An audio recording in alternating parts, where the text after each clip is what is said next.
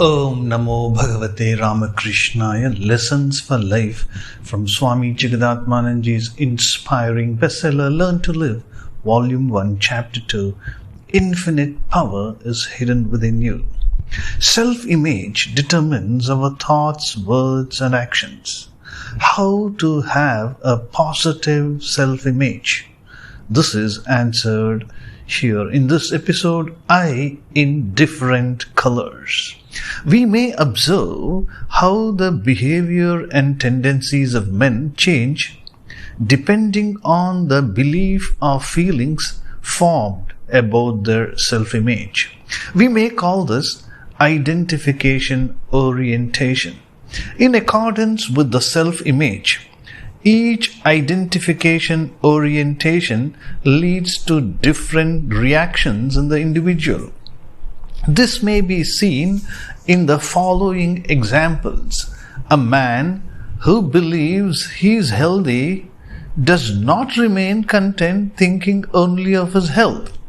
Having developed a sense of pride about his health, he may become openly boastful or secretly scornful of others. He may give various, perhaps unrelated explanations about how he gained his health. He may show a certain degree of contempt towards people suffering from diseases. I have never swallowed a tablet in my life. I have never cringed before a doctor.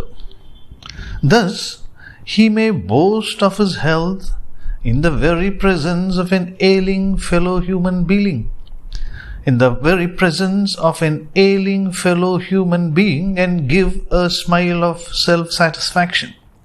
If this healthy man is used to hard work and gets some success in life, he may regard the other people around him as idlers or lazy men. If you work hard, you will be free from disease. He may thus offer his advice. The same reactions apply to others who may consider themselves either highly educated or very good looking or very wealthy.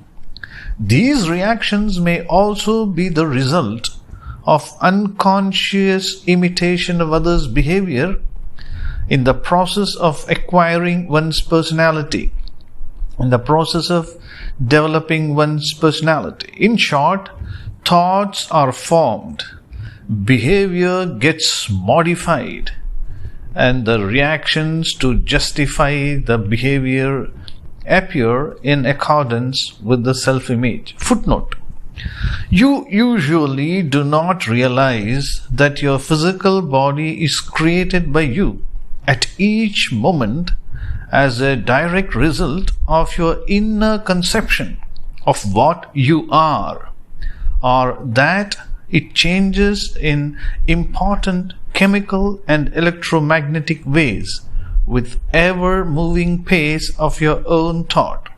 Seth speaks the eternal validity of the soul. Seth speaks the eternal validity of the soul is the book. Observe a child or a young man brought up in an environment which considers the practice of idol worship, murti puja, meaningless because it proceeds from blind belief. A man who has been trained to believe that his own religion is the best, that the forms of worship practiced in his religion are the best, other forms of religion or systems of worship are inferior and bad, will never feel a sense of respect or devotion while looking at the images of deities worshipped by others. Even if one tries to explain to him the significance of worshipping an idol, the meaning of symbols in worship, the necessity in the path of acquiring spiritual knowledge, the possibility of God omnipresent, omnipotent and omniscient, expressing himself in an image for the devotee, the self-image that he has formed will prevent him from honestly accepting the explanations as true. He may be tempted to break the idol if he is given the chance.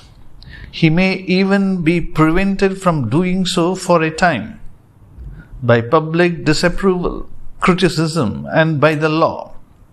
But if he destroys the image, he feels an immense sense of fulfillment at the thought of having performed a sacred duty. It is the feeling strongly attached to the sense of ego that tempt him to destructive activity. Is it possible for him to escape the influence of the environment in which he grew up? To transcend the limits of the guidance, instructions, training, inducements, and encouragements that he has received for long years? Does he deserve contempt or pity? See whether it is possible to change his self-image gradually but radically.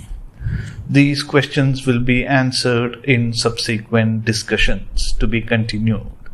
Om Shanti Shanti Shanti Harihi Om Tat Sat Shri Ramakrishna Arpanamastu.